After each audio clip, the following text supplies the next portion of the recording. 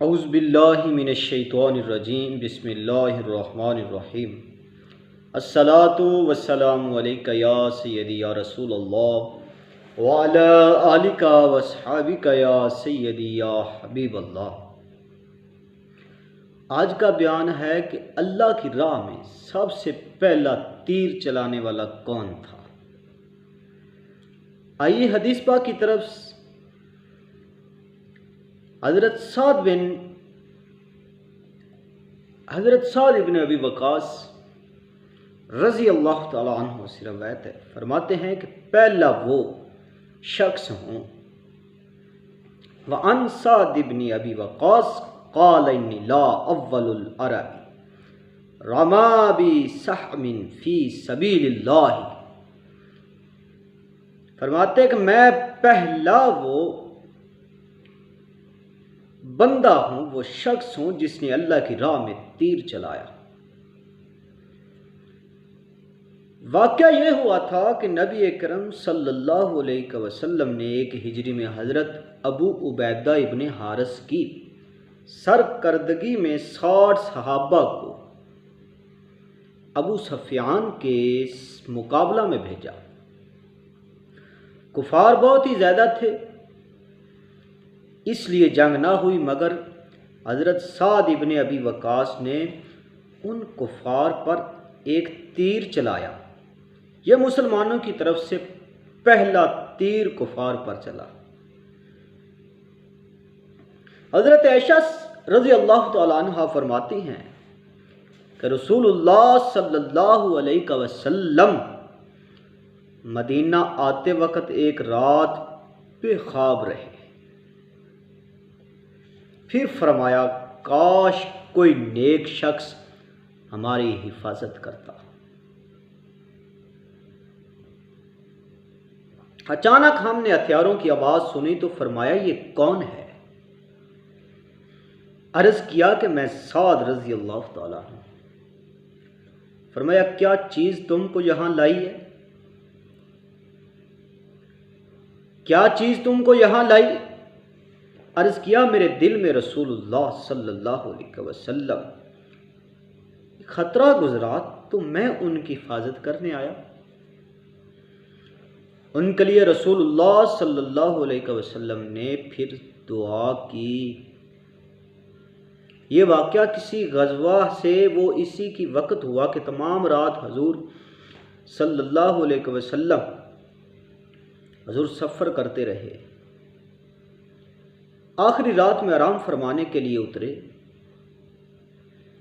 تو اس زمانے میں بغیر حفاظت سونا خطرناک تھا، اس لیے یہ دعا کی حضور نے یہاں 2 دعائیں کی، ایک یہ کہ میری حفاظت کے لیے کسی کو بھیج دے، دوسرا یہ کہ وہ محافظ بندہ صالح ہو، حالانکہ رب وعدہ فرما چکا تھا کہ واللہ یعصمک من الناس، اور اللہ تمہاری نگاہ بانی کرے گا لوگوں سے، تاکہ احتیاطی تدابیر اختیار کرنا سنت رسول اللہ ہو جائے۔ اس سے معلوم ہوا کہ غیر خدا کی صالحین کی حفاظت غیر صالحین کی حفاظت سے بہتر ہے۔ اللہ تعالی ہمیشہ صالحین کی حفاظت میں ہم سب کو رکھے۔ یہ بھی معلوم ہوا کہ غیر خدا کی مدد لینا نہ خلاف توحید ہے نہ خلاف توکل ہے۔ سبحان اللہ، یہ ہے حضور کی دعا کا اثر۔ ادھر دعا فرمائی، ادھر حضرت سعد کے دل میں یہ خیال آیا، معلوم ہوا کہ حضرت سعد کا ایمان آپ کا تقوی رجسٹری شدہ ہے۔ ایسی دعا تیر بہدف ہوئی کہ حضور انور نے بہت خوش ہو کر یہ دعا دی تو حضرت کا بیڑا پار اتر گیا۔ دعا کرانا اور دعا لینا اس میں بہت فرق ہے۔ حدیث پاک ہے، بخاری شریف کی حدیث ہے، وَعَنْ أَنَسٍ قَالَ قَالَ رسول اللہ لِكُلِّ أُمَّةٍ آمین وَآمِينُ هَذِهِ الْأُمَّةِ ابو عبیدہ بن जर्राही। हज़रत अनस से रवायत है, फरमाते हैं फरमाया रसूलुल्लाह ने कि हर उम्मत का कोई अमीन होता है और उस उम्मत का अमीन अबू उबैदा इब्ने जर्राह है। उस उम्मत का अमीन इब्ने जर्राह है। यानी हर उम्मत में बहुत लोग ऐसे गुजरे हैं कि उन पर कौम पूरा पूरा भरोसा करती है, सबको उन पर इत्माद था और कौम में पसंदीदा थे। मेरी उम्मत में उन सिफात के ऐसे मजहर हज़रत अबू उबैदा है, जो अल्लाह ताला और मखलूक और अपने नफ्स के हकूक पूरे अदा करते हैं, उनमें किसी किस्म की ख़यानत नहीं करते। ख्याल रहे कि ये सिफातें तमाम सहाबा में थी, मगर हज़रत अबू उबैदा में ये वजह अल कमाल थी और हज़रत अबू उबैदा में अमानतदारी के सिवा और बहुत सिफात थी, मगर ये सिफात नुमायाँ थी।